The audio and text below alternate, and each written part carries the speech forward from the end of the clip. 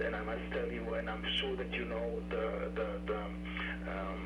the Israeli doctrine in which deliberate killing of civilians is beyond the question. But we should go back to the background. We should go back to without going to history. The response of the human rights community that Israel has long said it respects, not afterwards looking back, but throughout the conflict from July 12th, repeatedly said, Human Rights Watch coming out with a report also saying that Israel is guilty of war crimes for indiscriminately hitting civilians. I think the figures of numbers killed are not in dispute, particularly by Israel or Lebanon, that over 1,000 Lebanese were killed, a third of them children. If we just take the kids, are you questioning that they were not innocent civilians? I'm not questioning, especially when we are talking about children. I was questioning the high number of civilian, or if you wanted to call them innocent civilian casualties, but I'm not sure that we should be going into this discussion. One thing is certain, Israel respects international humanitarian law. Israel does not deliberately target civilians. When you heard through the time of the conflict, day after day, the number of civilians who were dying, when you heard the human rights groups that you say you respect saying Israel was guilty of war crimes, what is your response? You knew at the time that the civilians were dying.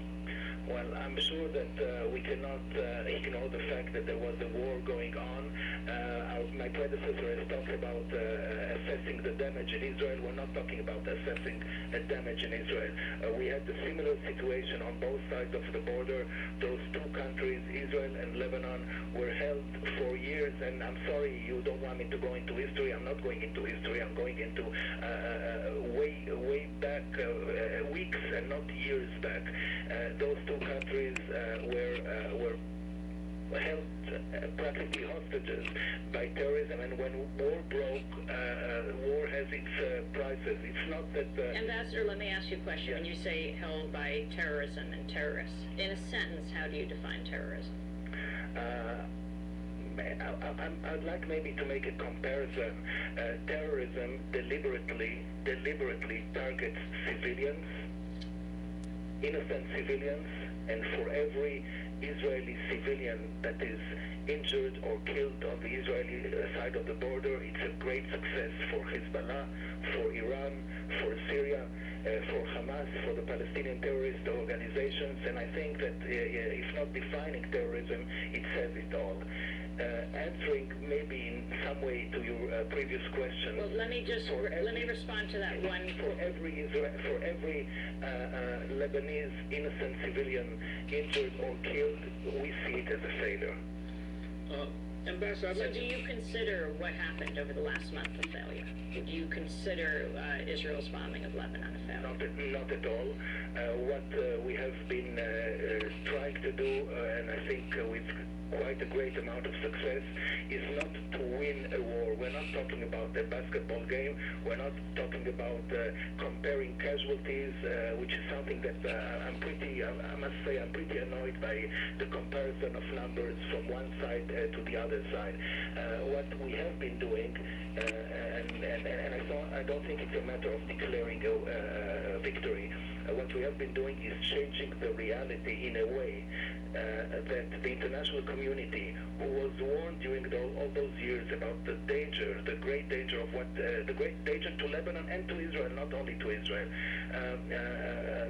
so that the international community, who had the provisions with old UN Security Council not implemented resolutions, what we have been doing is preparing the infrastructure in a way that could bring the international community now, and I hope it is doing it now, to change the reality in a way that on our northern border we don't have a terrorist organization that is threatening Lebanon and Israel, the citizens, the civilians, the innocent children on both sides.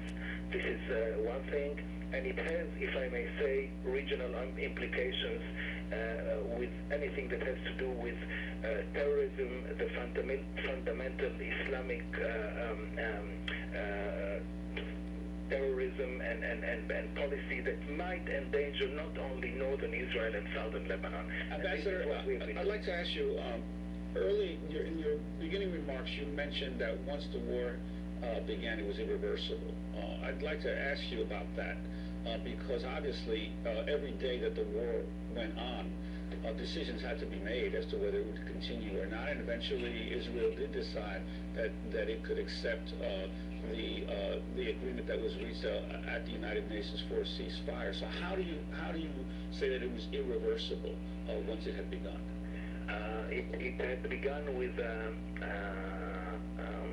an incident which was local in its scope, but much larger in its implications.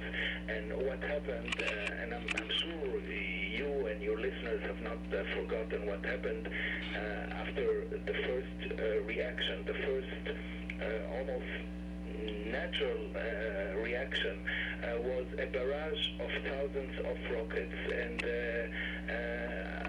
I hope you do not forget the pictures on the Israeli side and do not talk only about what happened in Lebanon.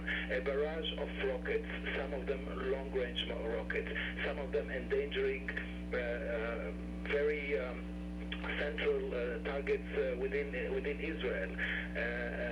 A barrage of 3,500 rockets inflicted upon Israel